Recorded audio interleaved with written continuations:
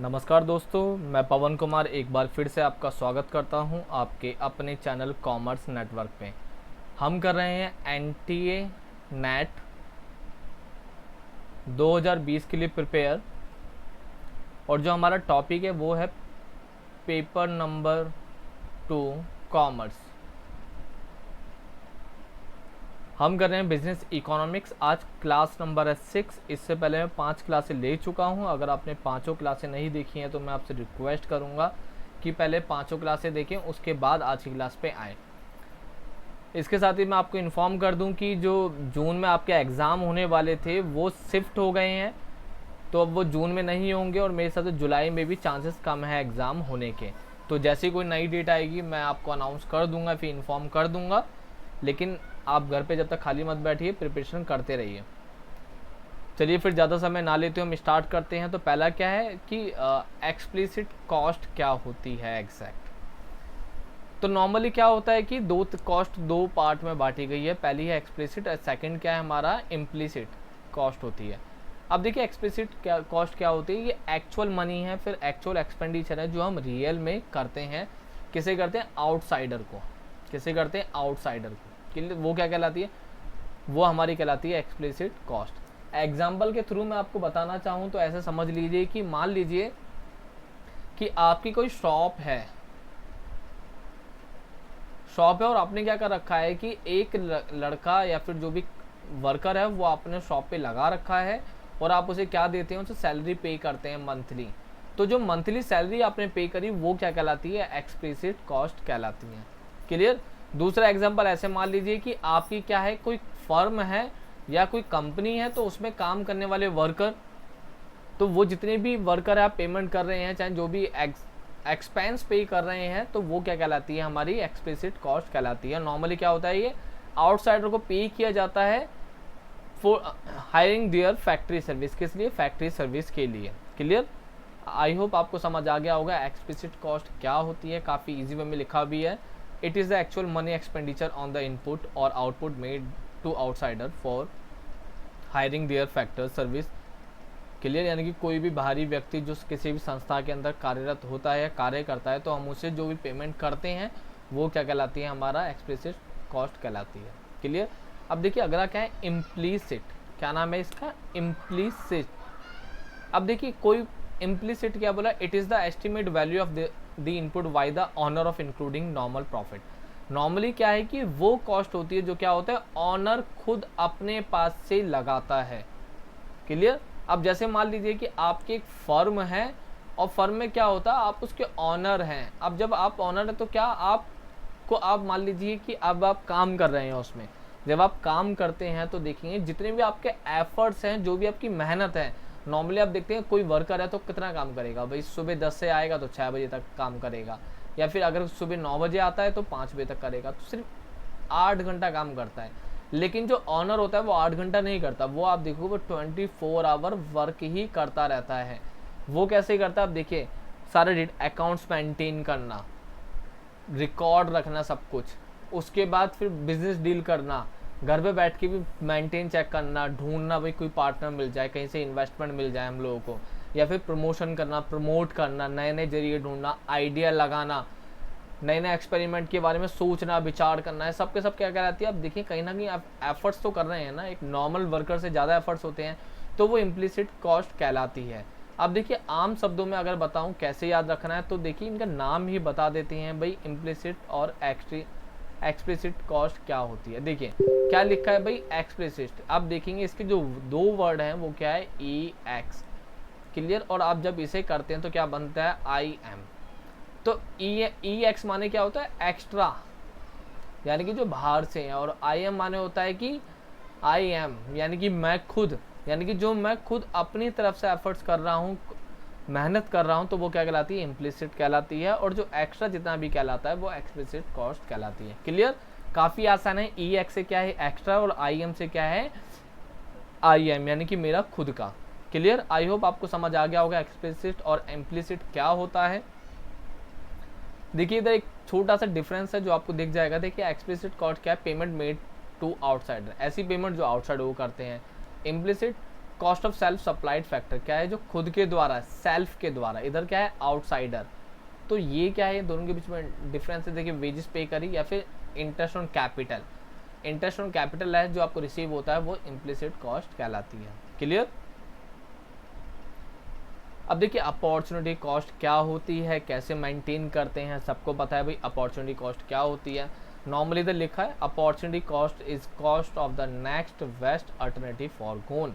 यानी कि अगर सरल शब्दों में बताऊं तो अपॉर्चुनिटी कॉस्ट क्या है कि किसी भी नेक्स्ट कोई भी अपॉर्चुनिटी आई है उसके एक्सेप्ट करने के लिए जो आपने सेक्रीफाइस करा, यानी कि फॉर गोन। अब देखिए एग्जाम्पल से आपको ज़्यादा समझ में आएगा। वो कैसे आएगा, ऐसे मान लीजिए कि अब ऐसे मान लीजिए कि एक पर्सन है, एक को क्या पसंद है भाई, एक को पसंद है केक।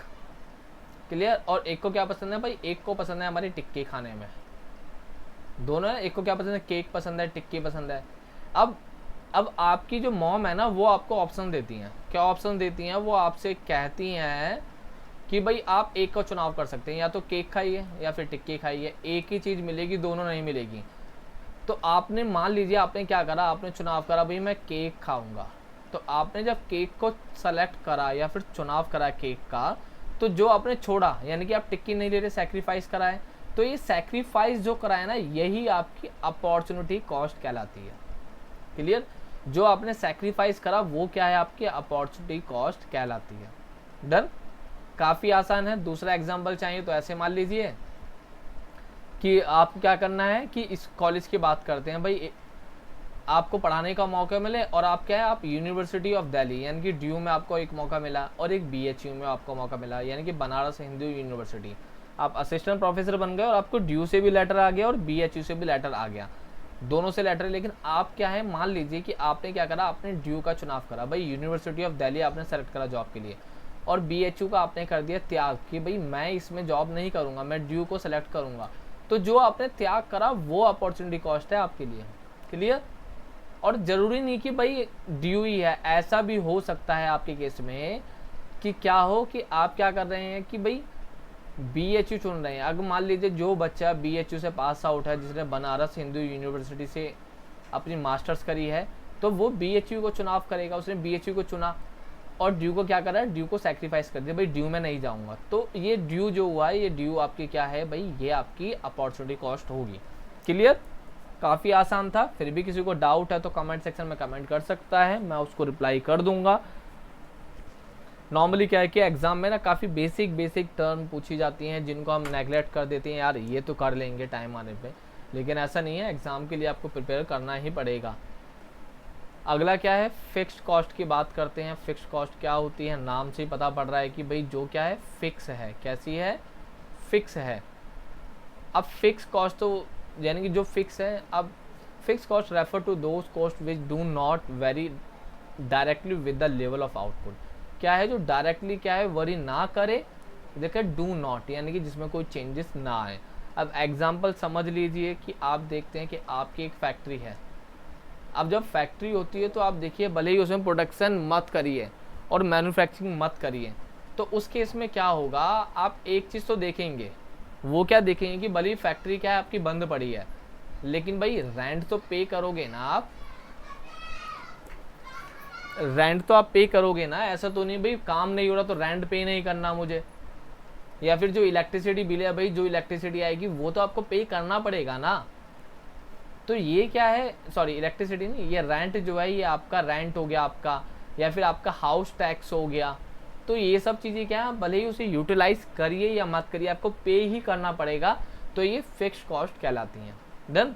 अब देखिए वेरिएबल कॉस्ट क्या है, नाम बता रहा है, वेरी करने से क्या बना, वेरी से बना भाई वेरिएबल, जो क्या करती हैं, वेरी करती हैं कि जिनमें बदलाव आता है। जैसे इलेक्ट्रिसिटी, तो आप देखेंगे इलेक्ट्रिसिटी की बात करेंगे, जब मैन्युफैक्चरिंग होगी, अब क्या भाई प्रोडक्शन हो रहा है, जब प्रोडक्शन होगा तो इलेक्ट्रिसिटी ज़्यादा खर्च होगी, तो बिल क्या होगा, बिल ज़्यादा आएगा। जब प्रोडक्शन नहीं होगा तो इलेक्ट्रिसिटी कम होगी, तो बिल क्या होगा, कम आएगा। तो आप देखेंगे प्रोडक्शन के साथ ही क्या होता है कि इसको जो एक्सपेंस है वो बढ़ रहे हैं, और प्रोडक्शन के रुकते क्या हो रहे हैं, एक्सपेंस कम हो रहे हैं। तो जिसमें बदलाव आता है, जो वेरी करता है, उसे वेरिएबल कॉस्ट कहते हैं। क्लियर। आई होप आपको समझ आ गया होगा। काफ़ी बेसिक टर्म है लेकिन एग्जाम में पूछी जाती हैं कई बार, इसलिए मैं आपको बता रहा हूँ। अब देखिए काफ़ी इंपॉर्टेंट है क्योंकि कई बार मैंने 1-2 बार एग्ज़ाम में पूछा गया है कि भाई कौन सा स्टेज है या कौन सा स्टेज नहीं है, तो इसीलिए तो वो क्या है, लॉ ऑफ वेरिएबल प्रोपोर्शन। क्या है, law of variable proportion. Clear. तो नॉर्मली देखिए मैं डायग्राम के थ्रू आपको बताता हूँ। ये डायग्राम है, तो एक होता है ऐसे और एक होता है इस टाइप से और ऐसे चल के ऐसे। क्लियर। एक मिनट चला।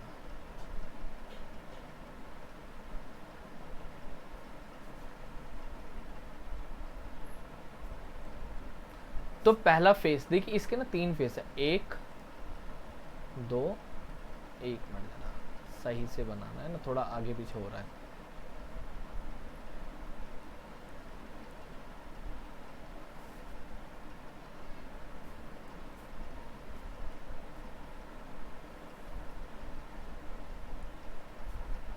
ऐसा करते हैं, दोबारा से बना लेते हैं क्योंकि कुछ इशू हो रहे थे, तो हम क्या करते हैं यहाँ पे बना लेते हैं, इस डायग्राम को इधर बना लेते हैं। 1 2, तो पहला 1 फेज 1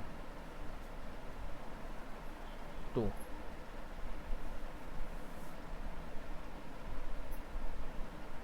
क्लियर। तो ये क्या है, टीपी है आपका और ये क्या है आपका एमपी। अब देखिए TP MP law of variable यानी कि वेरिएबल यानी कि जो वेरी करे वो क्या, टीपी की बात करना तो भाई total production, MP marginal production.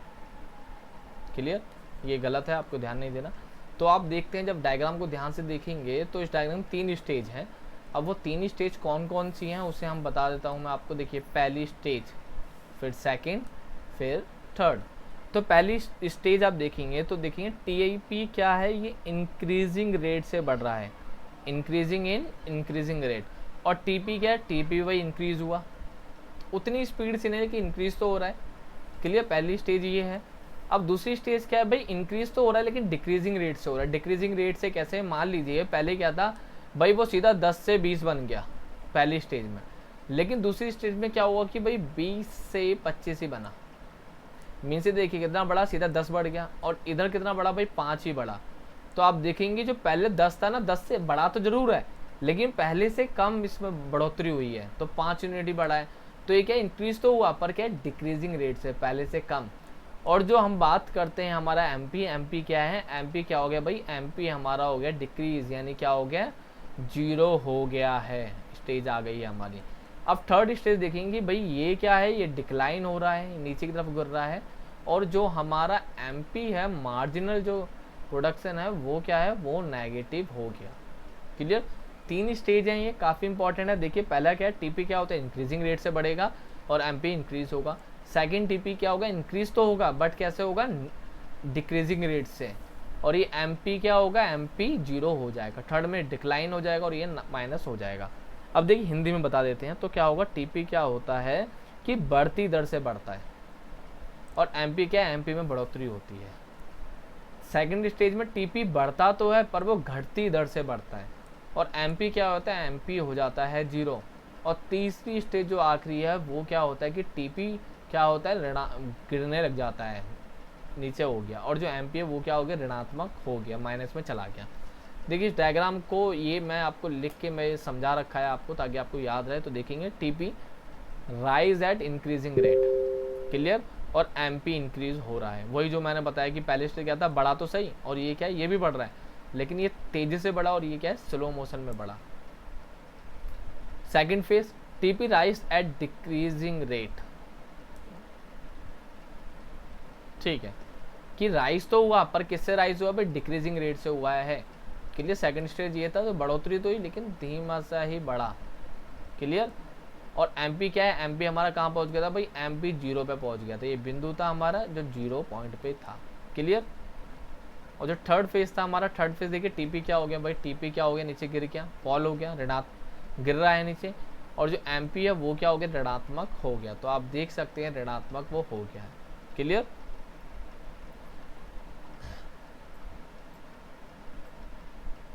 तो आज की क्लास के लिए बस इतना ही। अगर आपको क्लास अच्छी लगी हो तो आप हमारे टेलीग्राम चैनल जिसका नाम है कॉमर्स नेटवर्क, तो आप इस चैनल से जुड़ सकते हैं।